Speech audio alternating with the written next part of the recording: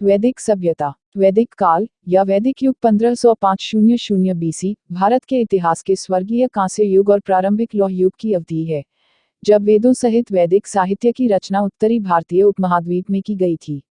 शहरी सिंधु घाटी सभ्यता का अंत और दूसरा शहरीकरण जो मध्य भारत गंगा के मैदान 600 बीसी में शुरू हुआ। वेद धार्मिक ग्रंथ हैं जिन्होंने प्रभावशाली ब्राह्मणवादी विचारधारा का आधार बनाया, जो कई इंडो आर्यन जनजातियों के एक आदिवासी संघ कुरु साम्राज्य में विकसित हुआ।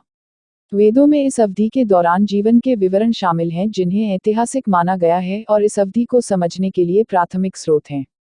ये दस्तावेज संबंधित पुरातात्विक रिकॉर्ड के साथ इंडो आर्यन और वैदिक संस्कृति के विकास का पता लगाने और अनुमान लगाने की अनुमति देते हैं।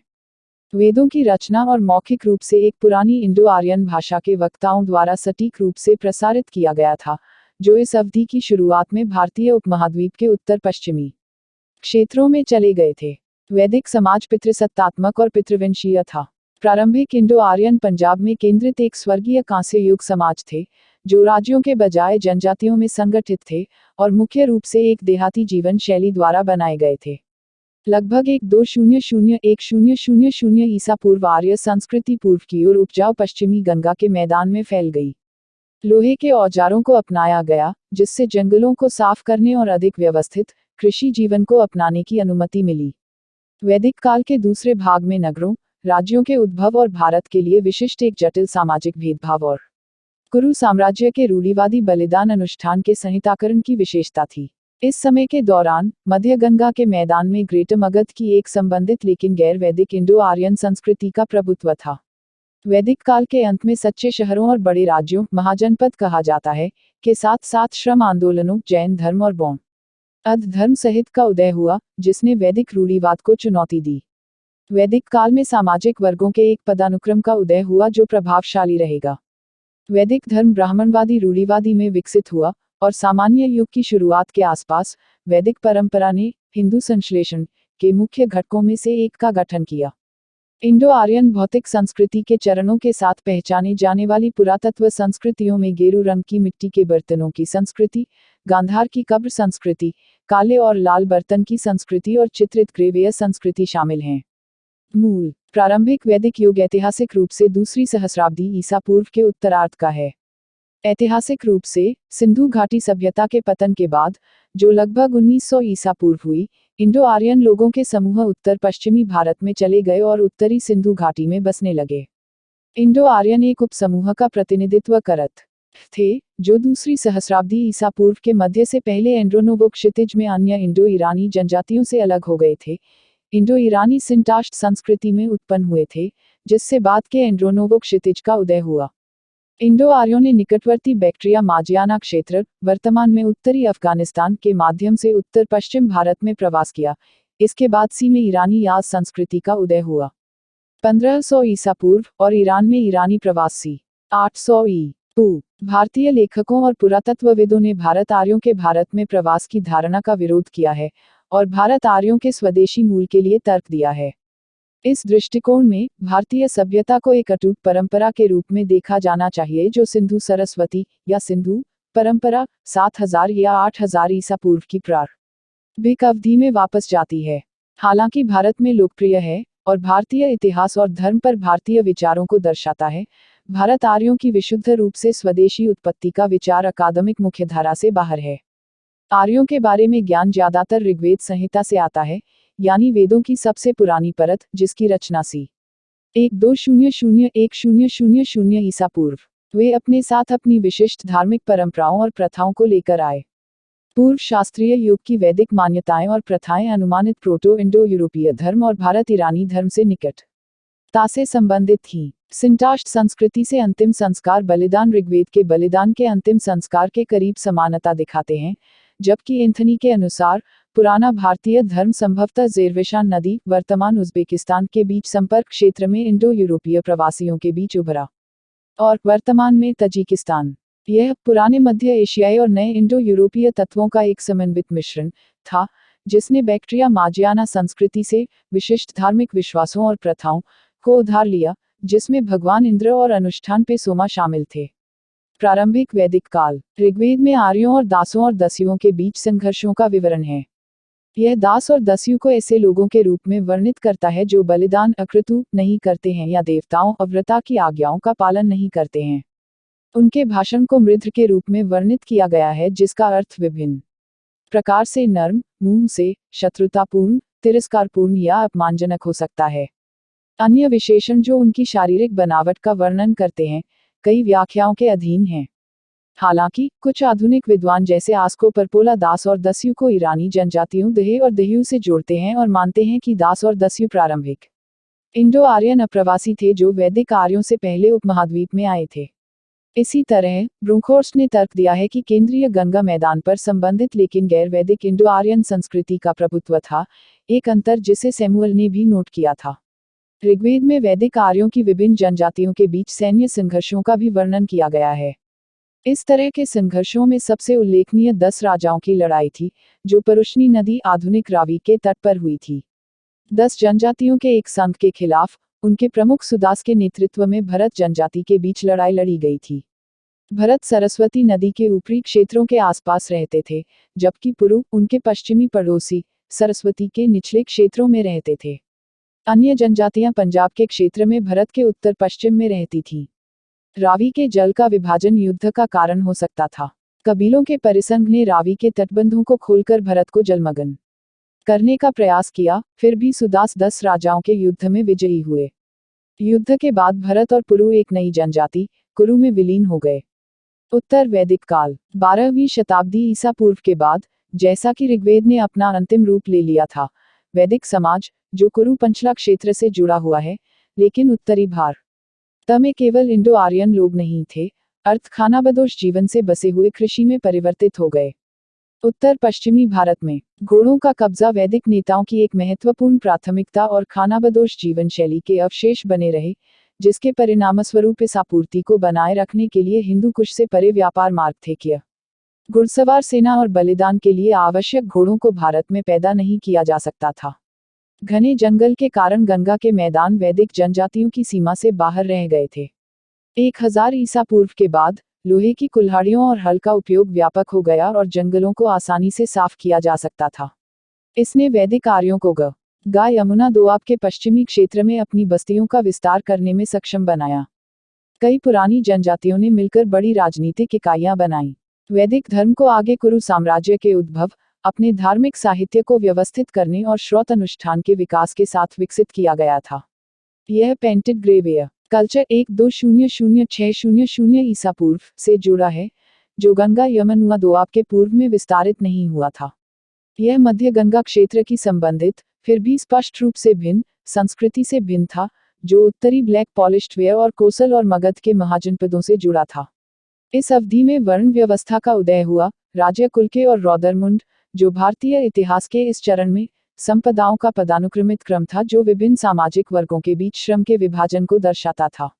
वैदिक काल की संपदा 4 थी, ब्राह्मण, पुजारी और योद्धा कुलीन शीर्ष पर थे, स्वतंत्र किसान और व्यापारी तीसरे थे, और दास, मजदूर और कारीगर, जिनमें से कई स्वदेशी लोगों से संबंधित थे, चौथे थे।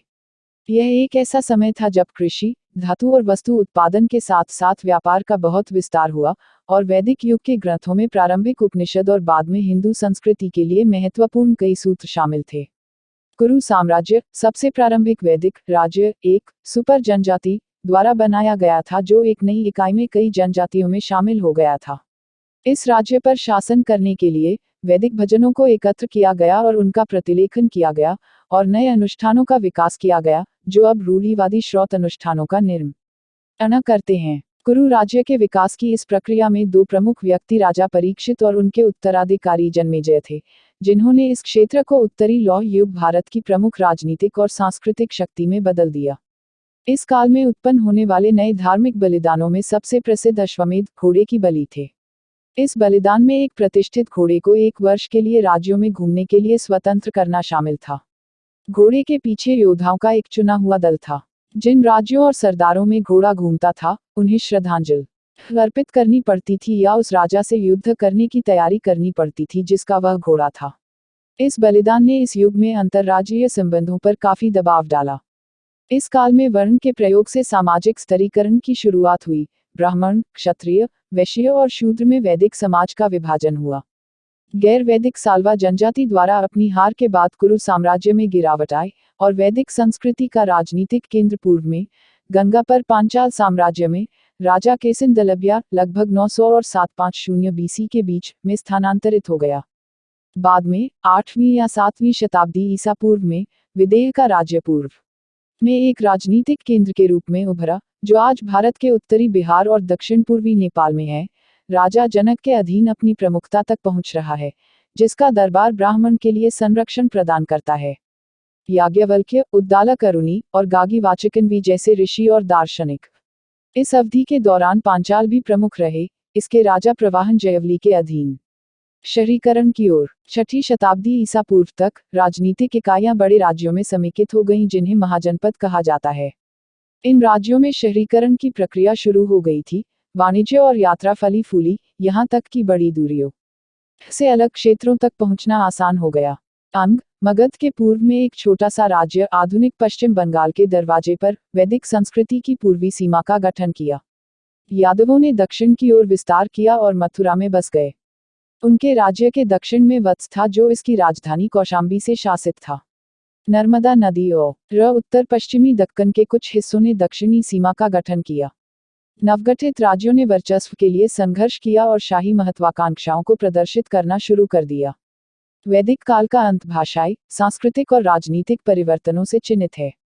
पाणिनि का व्याकरण सूत्र ग्रंथों के संहिताकरण में एक अंतिम रश पर है और साथ ही साथ शास्त्रीय संस्कृत की शुरुआत भी है। 6ठी शताब्दी ईसा पूर्व की शुरुआत में सिंधु घाटी के डेरियस के आक्रमण ने बाहरी प्रभाव की शुरुआत को चिन्हित किया, जो इंडो यूनानियों के राज्यों में जारी रहा। इस बीच कोसल मगध क्षेत्र में श्रमण आंदोलनों, जैन धर्म और बौद्ध धर्म सहित ने घुसपैठ करने वाले ब्राह्मणों और उनके वैदिक शास्त्रों और अनुष्ठानों के स्व लगाए गए अधिकार और रूढ़िवाद पर आपत्ति जताई। ब्रोंखोर्स्ट के अनुसार श्रमण संस्कृति ग्रेटर मगध में उत्पन्न हुई, जो इंडो यूरोपीय थी लेकिन वैदिक नहीं थी। इस संस्कृति में क्षत्रियों को ब्राह्मणों से ऊपर रखा गया था और इसने वैदिक अधिकार और कर्मकांडों को खारिज कर दिया था। समाज जबकि वैदिक समाज इस अर्थ में अपेक्षाकृत समतावादी था कि सामाजिक आर्थिक वर्गों या जातियों का एक अलग पदानुक्रम अनुपस्थित था, वैदिक काल में सामाजिक वर्गों के एक पदानुक्रम का उदय हुआ।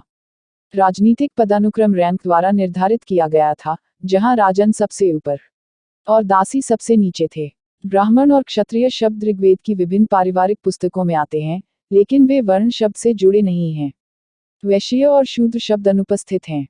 ऋग्वेद के श्लोक जैसे 3.44-45 सख्त सामाजिक पदानुक्रम की अनुपस्थिति और सामाजिक गतिशीलता के अस्तित्व का संकेत देते हैं। विवाह की संस्था महत्वपूर्ण थी और ऋग्वेद में विभिन्न प्रकार के विवाह, एक विवाह, बहुविवाह और बहुपतित्व का उल्लेख किया गया है। महिला ऋषि और महिला देवता दोनों वैदिक कार्यों के लिए जाने जाते थे। महिलाएं अपने पति का चयन कर सकती थीं और यदि उनके पति की मृत्यु हो गई या गायब हो गए तो वे पुनर्विवाह कर सकती थीं। पत्नी को सम्मानजनक स्थान प्राप्त था। लोगों ने दूध, दुग्ध उत्पाद, अनाज, फल और सब्जियों का सेवन किया। मांस खाने का उल्लेख है, हालांकि गायों को अघन्या मारने के लिए नहीं कहा जाता है। सूती, ऊनी और जानवरों की खाल के कपड़े पहने जाते थे। सोम और सुरा वैदिक समाज में लोकप्रिय पेय थे, जिनमें से सोम को धर्म द्वारा पवित्र किया गया था। बांसुरी, वाना, ल्यूट, वीणा, झांझ और ढोल बजाए जाने वाले संगीत वाद्य यंत्र थे और एक हेप्टाटोनिक पैमाने का उपयोग किया जाता था। नृत्य, नाटक, रथ दौड़ और जुआ अन्य लोकप्रिय शगल थे। उत्तर वैदिक युग में राजशाही राज्यों के उदय ने राजन को लोगों से दूर कर दिया और एक वर्ण पदानुक्रम का उदय हुआ। समाज 4 सामाजिक समूहों में विभाजित था: ब्राह्मण, क्षत्रिय, वैश्य और शूद्र। बाद के वैदिक ग्रंथों ने प्रत्येक समूह के लिए सामाजिक सीमाएं, भूमिकाएं, स्थिति और अनुष्ठान शुद्धता तय की। शतपथ ब्राह्मण ब्राह्मण को पितृत्व की शुद्धता, अच्छे आचरण, महिमा, शिक्षा या लोगों की रक्षा करने के साथ जोड़ता है। शक्ति, प्रसिद्धि, शासन और युद्ध के साथ क्षत्रिय, वैश्य भौतिक समृद्धि और उत्पादन से संबंधित गतिविधियों जैसे पशुपालन और कृषि के साथ, उच्च वर्णों की सेवा के साथ शूद्र। राजसूय यज्ञ का प्रभाव यज्ञ करने वाले के वर्ण पर निर्भर करता था। राजसूय ने ब्राह्मण को तेज, क्षत्रिय को वीरता, वैश्य को प्रजनन शक्ति और शूद्र को स्थिरता प्रदान की। बाद के वैदिक ग्रंथों में शीर्ष 3 वर्णों का पदानुक्रम अस्पष्ट है। पंचवंश ब्राह्मण और शतपथ ब्राह्मण के पद 1:3.8.3.11 में क्षत्रिय को ब्राह्मण और वैश्य के ऊपर रखा गया है, जबकि श्लोक 1.1.4.12 में ब्राह्मण और वैश्य को क्षत्रिय और शूद्र के ऊपर रखा गया है। पुरुष सूक्त ने 4 वर्णों को एक श्रेणीबद्ध, लेकिन एक काल्पनिक पूरे के परस्पर संबंधित भागों के रूप में देखा। बाद के वैदिक काल में बढ़ते सामाजिक स्तरीकरण के बावजूद ऋग्वेद X 1:1-2 जैसे भजन कुछ मात्रा में सामाजिक गतिशीलता का सुझाव देते हैं। मैं भजनों का पाठक हूँ, मेरे पिता एक चिकित्सक हैं और मेरी माँ पत्थरों के साथ मकई पीसती है। हम चाहते हैं कि विभिन्न कार्यों में धन प्राप्त करते हैं। उत्तर वैदिक युग में परिवार एक महत्वपूर्ण इकाई बन गया। वैदिक युग के घरों की विविधता ने एक आदर्श घर का मार्ग प्रशस्त किया, जिसका नेतृत्व गृहपति करते थे। पति और पत्नी, पिता और पुत्र के बीच संबंधों को क्रमबद्ध रूप से व्यवस्थित किया गया था और महिलाओं को अधीनस्थ और विनम्र भूमिकाओं में ले जाया गया था। वह बहुपतित्व की तुलना में अधिक सामान्य था और तैत्तिरीय संहिता जैसे ग्रंथ मासिक धर्म वाली महिलाओं के आसपास वर्जनाओं का संकेत देते हैं। बाद के वैदिक ग्रंथों में महिलाओं द्वारा अपनाए गए विभिन्न व्यवसायों का उल्लेख किया गया है। महिलाएं मवेशियों, दूध देने वाली गायों, ताश के पत्तों की देखभाल करती थीं। बुनकर, रंगाने वाले और अनाज पीसने वाले थे। युद्ध में एक पैर गंवाने वाली विशफला जैसी महिला योद्धाओं का उल्लेख मिलता है। उपनिषदों में 2 महिला दार्शनिकों का उल्लेख है। पैट्रिक ओलिवल उपनिषदों के अपने अनुवाद में लिखते हैं कि तथ्य यह है कि इन महिलाओं को धार्मिक मामलों में महिलाओं को कैसे शामिल किया जा सकता है, यह समझाने या समझाने के किसी भी प्रयास के बिना पेश किया जाता है, कुछ की कम से कम महिलाओं की अपेक्षाकृत उच्च सामाजिक और धार्मिक स्थिति का सुझाव देती है। इस अवधि के दौरान सामाजिक स्तर, राजनीतिक संगठन, प्रारंभिक वैदिक आर्यों को राज्यों के बजाय जनजातियों में संगठित किया गया था। एक कबीले के मुखिया को राजन कहा जाता था। राजन की स्वायत्ता सभा और समिति नामक जनजातीय परिषदों द्वारा प्रतिबंधित थी। 2 निकायों भाग में जनजाति के शासन के लिए जिम्मेदार थे। राजन उनकी स्वीकृति के बिना सिंहासन ग्रहण नहीं कर सकत था। दोनों निकायों के बीच अंतर स्पष्ट नहीं है। एक प्रसिद्ध इतिहासकार और भारतविद आर्थर लेवेलिन बाशम का मानना कि सभा जनजाति में महापुरुषों की एक बैठक थी, जबकि समिति सभी स्वतंत्र जनजातियों की एक बैठक थी। कुछ कबीलों का कोई वंशानुगत मुखिया नहीं होता था और वे सीधे जनजातीय परिषदों द्वारा शासित होते थे। राजन का एक अल्पविकसित दरबार था जिसमें दरबारियों, सभासद और संप्रदायों के प्रमुख ग्रामानी भाग लेते थे। राजन की मुख्य जिम्मेदारी जनजाति की रक्षा करना था। उन्हें पुरोहित, पादरी, सेनानी, सेना प्रमुख, दत्ता, दूत और स्पेशल जासूस सहित कई पदाधिकारियों द्वारा सहायता प्रदान की गई थी। पुरोहित ने युद्ध में सफलता और शांति में समृद्धि के लिए अनुष्ठान और मंत्र किए। बाद के वैदिक काल में जनजातियां छोटे छोटे राज्यों में समेकित हो गई थी, जिनके पास एक राजधानी और एक अल्पविकसित प्रशासनिक व्यवस्था थी। इन नए राज्यों पर शासन करने में सहायता के लिए राजाओं और उनके ब्राह्मण पुजारियों ने वैदिक भजनों को संग्रह में व्यवस्थित किया और उभरते सामाजिक पदानुक्रम को मजबूत करने के लिए अनुष्ठानों का एक नया सेट, अब रूढ़िवादी श्रौत अनुष्ठान, विकसित किया। राजन को सामाजिक व्यवस्था के संरक्षक और राजव्यवस्था के रक्षक के रूप में देखा जाता था। वंशानुगत राजत्व उभरने लगा और रथ दौड़, मवेशी छापे और पासा के खेल जैसी प्रतियोगिताएं, जो पहले तय करती थी कि कौन राजा बनने के योग्य है, नामात्र का हो गया। इस युग में अनुष्ठानों ने राजा की स्थिति को अपने लोगों पर ऊंचा कर दिया। उन्हें कभी कभी सम्राट, सर्वोच्च शासक के रूप में जाना जाता था। राजन की बढ़ती राजनीतिक शक्ति ने उसे उत्पादक संसाधनों पर अधिक नियंत्रण हासिल करने में सक्षम बनाया। स्वैच्छिक उपहार भेंट वाली अनिवार्य श्रद्धांजलि बन गई, हालांकि कराधान की कोई संगठित प्रणाली नहीं थी। बाद के वैदिक ग्रंथों में सभा और समिति का उल्लेख अभी भी मिलता है, हालांकि राजा की बढ़ती शक्ति के साथ उनका प्रभाव कम हो गया। बाद के वैदिक युग के अंत तक विभिन्न प्रकार की राजनीतिक प्रणालियां जैसे कि राजशाही राज्य, राज्य, कुलीन राज्य, गण या संघ और आदिवासी रियासतें भारत में उभरी थीं। माइकल विट्जल के कुरु साम्राज्य के विश्लेषण के अनुसार इसे मध्य वैदिक काल के दौरान सबसे प्रारंभिक वैदिक राज्य के रूप में वर्णित किया जा सकता है। हालांकि रॉबर्ट बेल्ला ने देखा कि कुरु एक सच्चे राज्य या एक जटिल मुखिया थे या नहीं, यह पिन डाउन करना मुश्किल है, क्योंकि कुरु राजाओं ने विशेष रूप से राजन से अधिक शाही खिताब नहीं अपनाया, जिसका अर्थ है प्रमुख के बजाय प्रमुख। वैदिक संदर्भ में राजा मध्य वैदिक काल भी शहरों की कमी की विशेषता है। बेल्ला इसकी तुलना प्राचीन हवाई और बहुत प्रारंभिक मिस्र में प्रारंभिक राज्य गठन से करते हैं, जो शहर राज्यों के बजाय प्रादेशिक राज्य थे, और इस प्रकार यह अदालत थी, शहर नहीं, जो केंद्र प्रदान करता था, और अदालत अक्सर पेरिपेटेटिक थी। रोमिला थापर वैदिक युग के राज्य गठन को गिरफ्तार विकास की स्थिति के रूप में चिन्हित करती हैं, क्योंकि स्थानीय प्रमुख अपेक्षाकृत स्वायत्त थे, और क्योंकि अतिरिक्त धन जो राज्य निर्माण के लिए निर्देशित किया जा सकता था, इसके बजाय तेजी से भव्य अनुष्ठानों के लिए उपयोग किया जाता था।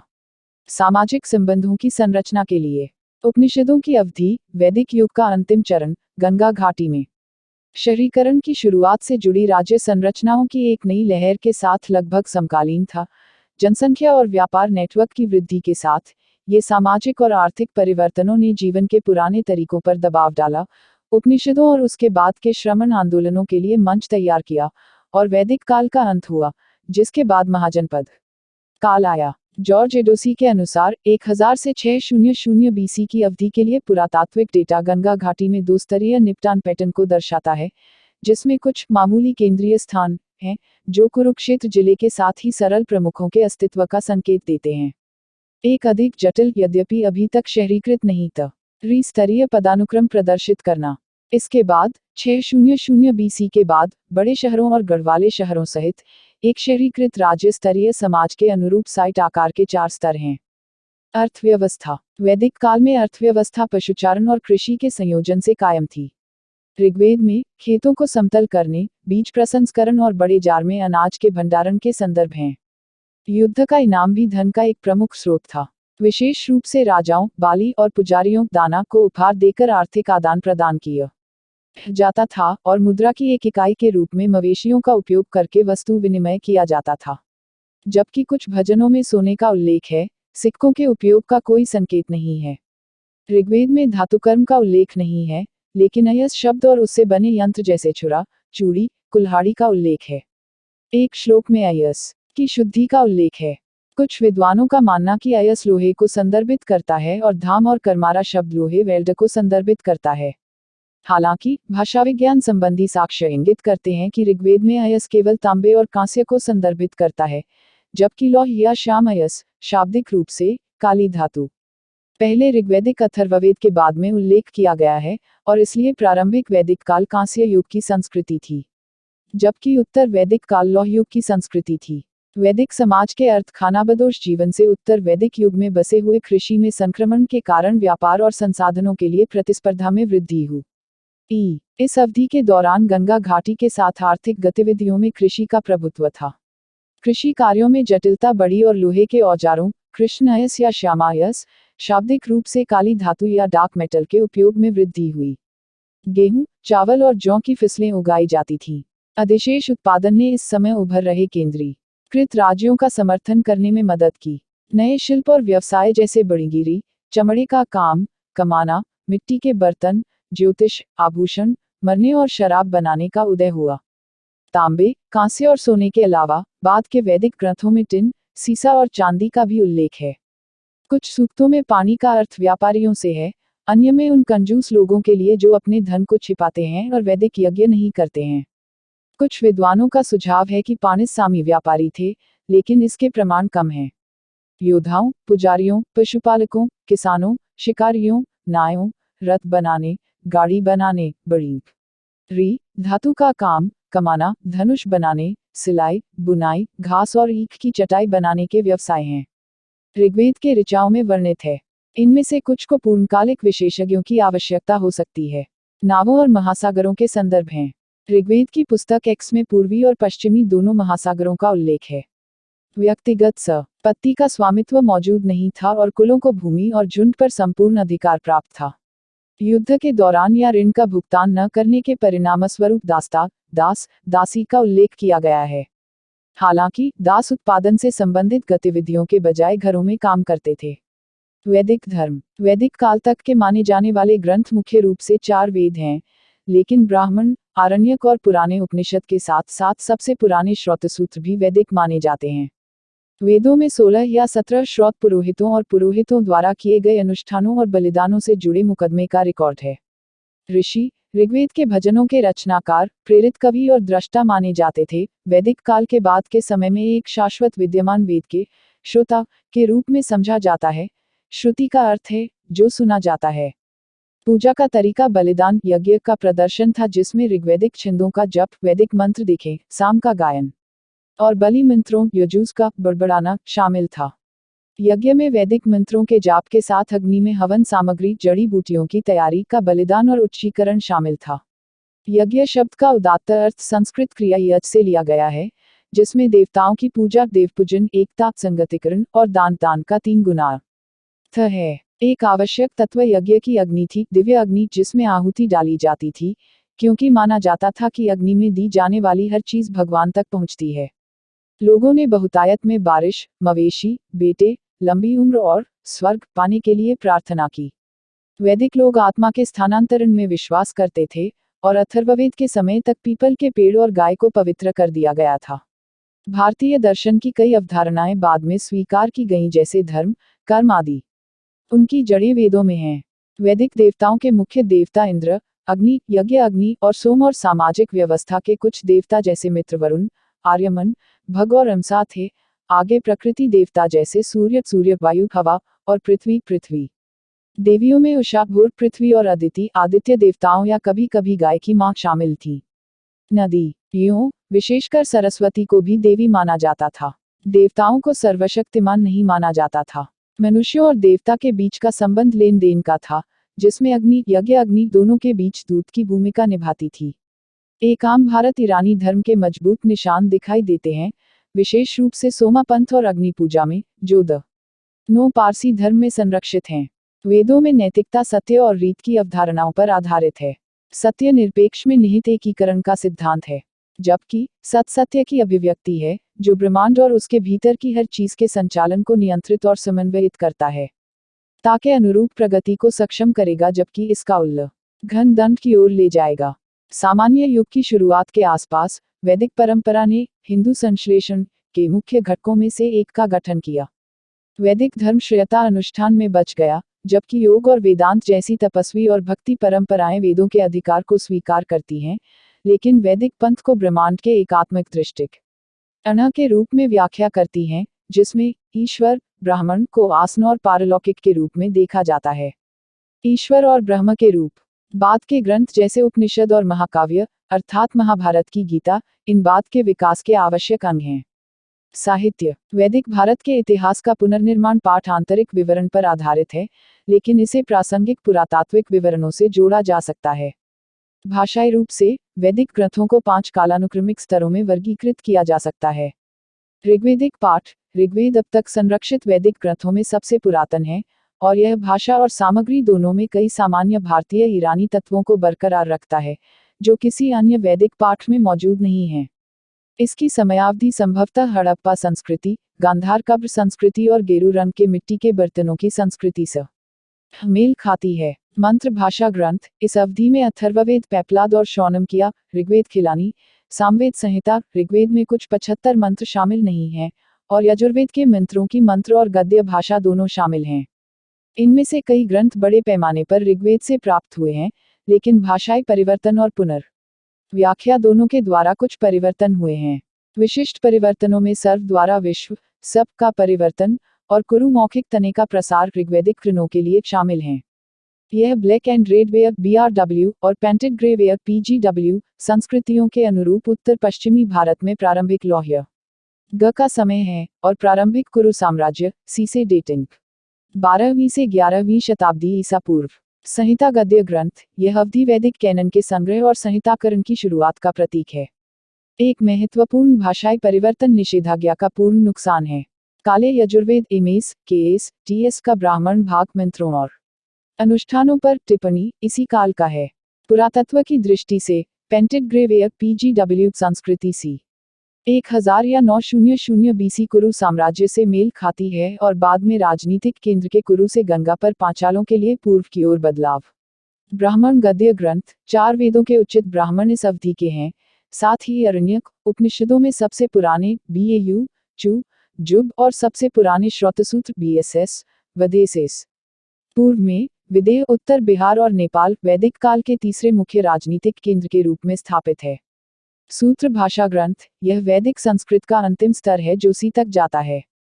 500 BC जिसमें श्रौत और गृहसूत्र और कुछ उपनिषद जैसे कथु मैत्रूप शामिल हैं। दृश्य कला। उत्तर भारत में सिंधु घाटी सभ्यता की कला में देवताओं के कुछ बहुत ही प्रारंभिक चित्रण दिखाई देते हैं, लेकिन निम्नलिखित सहस्राब्दी वैदिक काल के दौरान भारत आर्य प्रवास के साथ ऐसे अवशेषों से रहित है। यह सुझाव दिया गया है कि प्रारंभिक वैदिक धर्म विशुद्ध रूप से विस्तृत बलिदानों के माध्यम से प्रकृति की प्राथमिक शक्तियों की पूजा पर केंद्रित था, जो मानवशास्त्रीय अभ्यावेदन के लिए आसानी से उधार नहीं देता था। विभिन्न कलाकृतियाँ। कॉपरहोड कल्चर दूसरी सहस्राब्दी सी से संबंधित हो सकती हैं, उनमें से कुछ मानवशास्त्रीय विशेषताओं का सुझाव दे रही हैं। व्याख्याएं इन कलाकृतियों के सटीक अर्थ या यहाँ तक संस्कृति और उस अवधि के अनुसार भिन्न होती हैं जिससे वे संबंधित थे। कलात्मक अभिव्यक्ति के कुछ उदाहरण black and red ware culture 1450-1200 ईसा पूर्व या पेंटेड ग्रे वेयर कल्चर 1200-600 ईसा पूर्व के दौरान अमूर्त मिट्टी के बर्तनों के डिजाइन में भी दिखाई देते हैं, जिसमें मथुरा के क्षेत्र सहित एक विस्तृत क्षेत्र में पाया जाता है।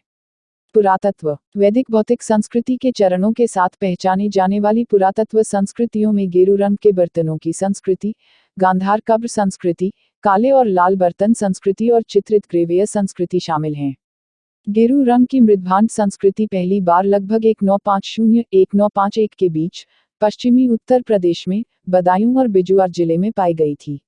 ऐसा माना जाता है कि सिंधु घाटी सभ्यता और हड़प्पा संस्कृति के अंत के बीच संक्रमण के दौरान दूसरी सहस्राब्दी के उत्तरार्ध के दौरान यह संस्कृति प्रमुख थी। यह मिट्टी के बर्तनों को आम तौर पर व्हीलवेयर के साथ बनाया जाता है और इसे ठीक से मध्यम कपड़े के लिए लाल पर्ची से सजाया जाता है और कभी कभी काले बैंड एक से खराब कर दिया जाता है। जब इस मिट्टी के बर्तनों के साथ काम किया जाता था तो यह अक्सर हाथों पर गेरू रंग छोड़ देता था। सबसे अधिक संभावना जल जमाव, खराब फायरिंग, हवा की क्रिया या इन कारकों के मिश्रण के कारण होती है। यह मिट्टी के बर्तन पूरे दोआब में पाए गए, जिनमें से अधिकांश मुजफ्फरनगर, मेरठ और बुलंदशहर जिलों में पाए गए, लेकिन इन जिलों के बाहर भी मौजूद थे, जो बहादुराबाद के उत्तर और दक्षिण में फैले हुए थे। हालांकि यह मिट्टी के बर्तन लोकप्रियता के अलग अलग समय सीमा के भीतर मौजूद प्रतीत होते हैं। गेरू रंग के मिट्टी के बर्तन राजस्थान जैसे क्षेत्रों में दोआब में देखे जाने से पहले प्रतीत होते हैं, जबकि दोआब संस्कृति से काफी जुड़ा हुआ है। गांधार कब्र संस्कृति गांधार क्षेत्र में पाए जाने वाले प्रोटो ऐतिहासिक कब्रिस्तानों को संदर्भित करती है, जो बजुआर से सिंधु तक फैले हुए हैं।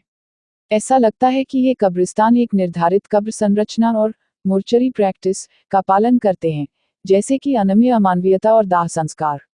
माना जाता है कि यह संस्कृति 3 चरणों में होती है। निचला, जिसमें दफन चिनाई वाले गड्ढों में होता है, ऊपरी, जिसमें कलश दफन और दाह संस्कार जोड़े जाते हैं, और सतह स्तर, जिसमें कब्रें विशाल पत्थर से ढकी होती हैं। स्लैब निचले चरण में उत्खननकर्ताओं ने पाया कि ये कब्रें आमतौर पर 2-3 फीट गहरी होती हैं और शीर्ष पर पत्थरों से ढकी होती हैं। पत्थरों को खोदने के बाद कंकाल दक्षिण पश्चिम से उत्तर पूर्व की ओर पाए गए, जिनका सिर एक दिशा में था और हाथ एक दूसरे के ऊपर थे। महिला कंकाल अक्सर हेयरपिन और गहने पहने पाए जाते थे। इस संस्कृति के लिए मिट्टी के बर्तनों का बहुत महत्व है, क्योंकि मिट्टी के बर्तनों को अक्सर गंभीर अच्छे के रूप में इस्तेमाल किया जाता था, जिन्हें मृतकों के शरीर के साथ दफनाया जाता था। कंकालों के साथ दफन, हम आमतौर पर शरीर के शीर्ष पर विभिन्न बर्तन देखते हैं। औसतन प्रति कब्र मिट्टी के बर्तनों के लगभग 5 या उससे कम टुकड़े। इस संस्कृति के भीतर हम आमतौर पर 2 प्रकार के मिट्टी के बर्तन देखते हैं, ग्रेवेयर या redware. Black and redware culture को 1946 में सर मोर्टिमर व्हीलर द्वारा एक शब्द के रूप में गढ़ा गया था। मिट्टी के बर्तन, जैसा कि नाम से पता चलता है, आमतौर पर एक काला रिम अंदर की सतह होती है और टुकड़े के बाहर एक लाल निचला आधा होता है। रेडवेयर पॉटरी 2 श्रेणियों में आते हैं, स्टैंड या खाना पकाने के बर्तन। इनमें से अधिकांश मिट्टी के बर्तन खुले मुंह के कटोरे थे जिन्हें जला दिया गया था, चित्रित किया गया था या एक तरफ फिसल गया था। हालांकि जार बर्तन और व्यंजन पर स्टैंड भी कम मात्रा में पाए गए हैं। काले और लाल बर्तन और आसपास की संस्कृति, नवपाषाण काल दौरान इसका प्रसार शुरू हुआ और भारत में प्रारंभिक मध्ययुगीन काल तक जारी रहा, साथ ही पश्चिम एशिया और मिस्र के कुछ हिस्सों में पाया गया। इसके निर्माण की प्रक्रिया के बारे में कई सिद्धांत हैं। सबसे लोकप्रिय एक उल्टे फायरिंग तकनीक का उपयोग या एक साथ ऑक्सीकरण और कमी फायरिंग एक शोधकर्ता ने हालांकि सीखा कि ये दो सिद्धांत संभवतः गुमराह हैं, क्योंकि वे डबल फायरिंग के माध्यम से काले और लाल रंग के बर्तनों को फिर से बनाने में सक्षम थे। एक ने कहा कि मिट्टी के बर्तनों का विशिष्ट रंग केवल उल्टे फायरिंग से प्राप्त नहीं किया जा सकता है। चित्रित ग्रेवेयर कल्चर एक महत्वपूर्ण मिट्टी के बर्तनों की शैली है जिसे सतलुज, घग्गर और ऊपरी गंगा यमुना घाटियों में बसने वाले लोगों के समूह से जोड़ा गया है, जो प्रारंभिक कार्यों के साथ शिथिल रूप से वर्गीकृत हैं जो वैदिक काल की शुरुआत में भारत चले गए थे। यह भी माना जाता है कि जिन समूहों ने चित्रित ग्रेवेयर कल्चर की शुरुआत की, वे भी भारत गंगा के मैदानों में लोहे की तकनीक लाए, जिससे यह मिट्टी के बर्तनों को उत्तरी भारतीय लौह युग का एक महत्वपूर्ण निशान बना दिया गया। ग्रेवेयर की शैली में अक्सर चिकनी बनावट, राख ग्रे रंग में मिट्टी के पहिए को फेंक दिया जाता है और अक्सर काली स्याही से सजाया जाता है, जिससे छोटे गोलाकार पैटर्न, कभी कभी सर्पिल, स्वस्तिक या सिग्मा बनते हैं। ग्रेवेयर पॉटरी लगभग विशेष रूप से पीने के बर्तन होते हैं और इसके 3 अलग अलग रूप होते हैं: संकीर्ण कमर वाले, लंबे पीने के गिलास, मध्यम आकार के पीने के गिलास और निकले हुए होंठों के साथ पीने के फूलदान। मिट्टी के बर्तनों की स्थापना के आसपास एक अलग ग्रेवेयर कल्चर था, लेकिन जब संस्कृति महत्वपूर्ण है, तो ग्रेवेयर केवल 10-15% वैदिक मिट्टी के बर्तनों से बना है। अधिकांश मिट्टी के बर्तनों के लाल बर्तन, जैसा कि ग्रेवेयर पॉटरी देखा गया था, एक अत्यधिक मूल्यवान विलासिता के रूप में